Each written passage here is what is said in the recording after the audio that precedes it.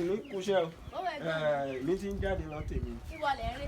Mo fẹ́ lọ gba káàdì ìdìbò yìí. Mo lérò pé ìwọ náà ti gbà. Èmi ò ní káàdì kan tí wọ́n gbà. Kí ló dé?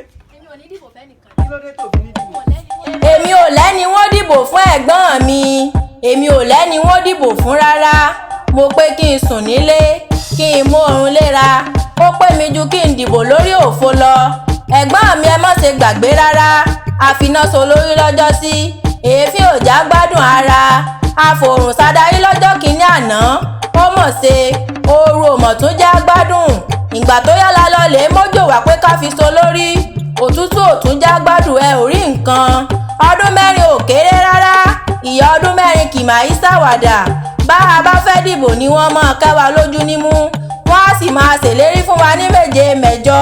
Ṣùgbọ́n tí wọ́n bá dórí ipò tán, wọ́n á doní fùlẹ́ńgé fùlẹ́ńgé. Àdéhùn wa ò ní jẹ́ nǹkan kan fún wọn mọ́. Ọ̀pọ̀lọpọ̀ nǹkan lójú ti rí tẹnu ò ṣeé ròyìn.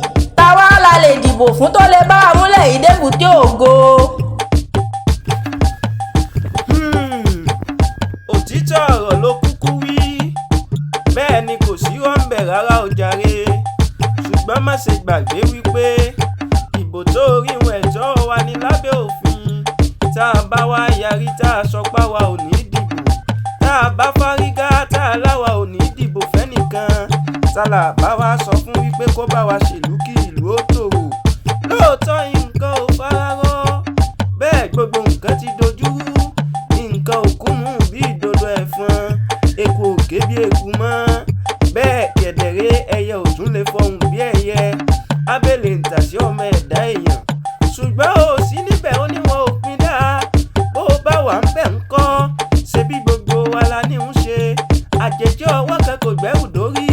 Gbogbo wa la nípa tó yẹ ká kó nínú òṣèlú ó jàre. Tá a bá sọ pé nítorí jàgídíjàgan tàbí ìjọba ò ṣe ohun tí aráyé ń fẹ́.